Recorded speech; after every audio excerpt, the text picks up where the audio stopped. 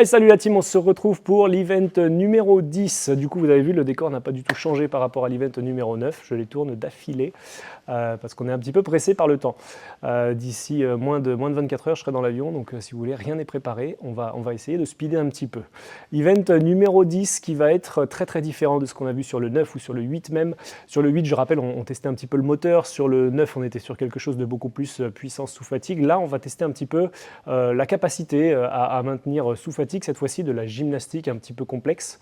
Donc vous allez voir, le format de ce workout est plutôt sympa, un AMRAP de 12 minutes, autant de tours que possible pendant ces 12 minutes sur un format 6 répétitions d'handstand push-up, 8 répétitions de chest to bar et 12 répétitions de lunges réalisées dans ma catégorie avec une seule dumbbell de 22,5 nécessairement positionnée en back rack position. Un workout, du coup, je le disais, intéressant parce qu'il va tester la capacité à maintenir une gymnastique correcte sur une fatigue qui va s'accumuler, qui va être de pire en pire et déjà assez puissante aux alentours de la 6e minute du workout, je vous le dis en connaissance de cause.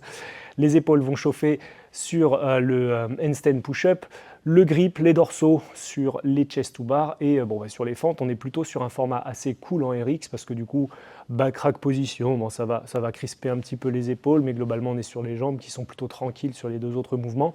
À savoir qu'en élite, ils ont double dumbbell en farmer carry. Pas du tout le même watch. Je pense qu'en élite, le facteur grip va beaucoup plus jouer que sur notre version RX.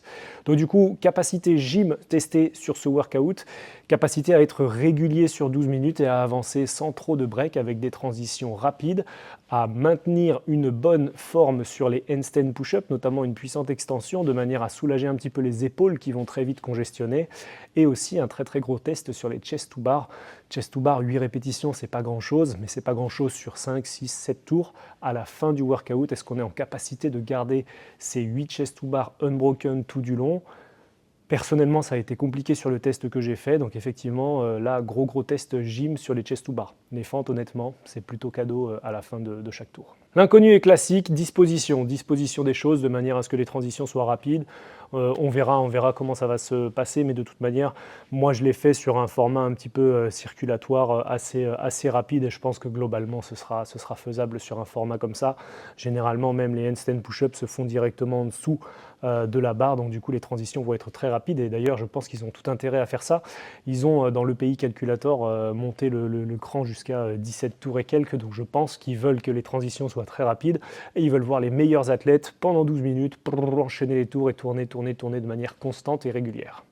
Donc du coup, j'imagine, même si ça reste une inconnue, que les transitions seront faites pour être rapides sur ce workout. En matière de préparation, les 3 mouvements n'ont pas forcément été préparés de la même manière. Les fentes, on n'en parle même pas parce qu'en réalité, les fentes, c'est assez trivial. Une dumbbell de 22,5 et des fentes, ça passe assez crème. Pour tout ce qui est du coup HSPU, ça a été travaillé vraiment assez longtemps avec des formats DEMOM très réguliers, en strict essentiellement pour travailler l'endurance de force et ensuite du coup être très facile sur son keeping dès qu'on utilise ses hanches.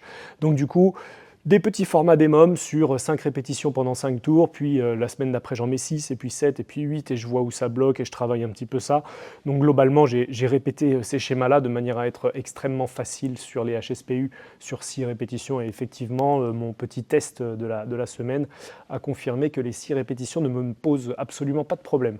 Les chest to bar ont été travaillés un petit peu de la même manière, alors insérés de manière générale dans des workouts ou alors sur des formats DEMOM, mais pas de travail vraiment très spécifique chest to bar. J'essayais simplement de m'en mettre un petit peu en chaque fin de séance, même si ces 10 derniers jours à cause du doigt, il n'y en a pas forcément eu, mais voilà.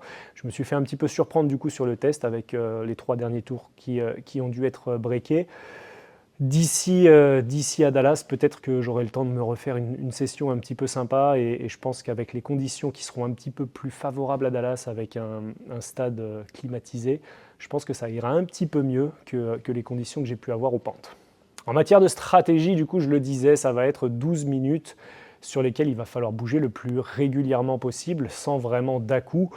Ceux qui vont partir à 100% vont forcément connaître un coup de mou énorme à un moment donné et vont commencer à breaker les handstand push-up ou les chest to bar tôt dans le workout. L'idée, c'est de partir sur son rythme régulier, aux alentours de 90% de son max effort, et d'être très très régulier dans la réalisation de chacun des ateliers sans prendre trop de récupération entre les pauses. Ça, c'est l'objectif et c'est ce que j'ai réussi plus ou moins à mettre en place durant mon petit test. J'étais parti dans l'idée de faire un format quasi EMOM, ça n'a pas tenu. Je suis rentré assez juste dans les 11 tours sur mon test, mais globalement, en tout cas, les sensations étaient bonnes. J'ai pu maintenir un rythme très régulier pendant les 12 minutes, donc je suis plutôt satisfait de ce petit test qui me fait dire que 11 tours, c'est déjà pas mal. Donc évidemment, vous l'avez compris, ce sera ça le pronostic, ce sera 11 tours. Bien entendu, si je peux me jeter sur le mur et aller gratter quelques répétitions d'handstand push-up le jour J, ok, très bien, cool, je le ferai. Encore une fois, les conditions, peut-être que voilà, le jour où je l'ai fait, il faisait 32 dans la boxe. Est-ce que à Dallas, il fera un petit peu plus frais? Est-ce que je suffoquerai un petit peu moins? J'espère en tout cas. On se fixe comme cap 11 tours. Ça me fait un format, c'est un tout petit peu plus qu'un EMOM. J'ai 5-10 secondes à gratter sur chaque petit tour. En termes de pays, ça vient chercher un score à 546 qui est lui aussi, encore une fois, complètement cohérent par rapport à tous les autres scores que j'ai pu pronostiquer avant sur les autres events. Et voilà, vous savez tout sur du coup les 10 events que compose ce décathlon du fitness. Vous avez les 10 events de détaillés avec un petit peu mes points forts, mes points faibles, les manières de le préparer, etc., tous les pronostics. Et du coup, l'occasion de faire un petit récap sur tous les pronostics. Tous les pronostics sont ici et on verra le jour J avec la compétition. Du coup, si ça rentre ou si ça ne rentre pas, on fera un petit peu le total de tout ça. Mais globalement, vous voyez que je suis classé dans cette fameuse fourchette entre 5 et 7 000 points. Ce qui paraît en théorie, et selon la manière dont ils ont décrit les catégories, ça paraît cohérent. Donc on verra tout ça si ça passe ou pas dans cette catégorie-là. Pour ce qui est de l'event numéro 7, je me permets de faire un petit retour sur ce qu'on a dit sur la vidéo, parce qu'on l'a dit, mais on n'avait pas le détail encore de tout l'event, et en fait, ça change pas mal de choses.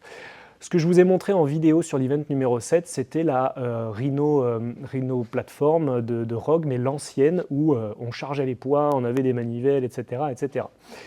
Ils en sortent une toute nouvelle en juillet 2026, donc là vraiment en fait ça va être une avant-première à Dallas, qui fonctionne sur un système de bumper, donc un petit peu comme ce que vous pouvez avoir sur les concepts de ski erg, de rameur, etc.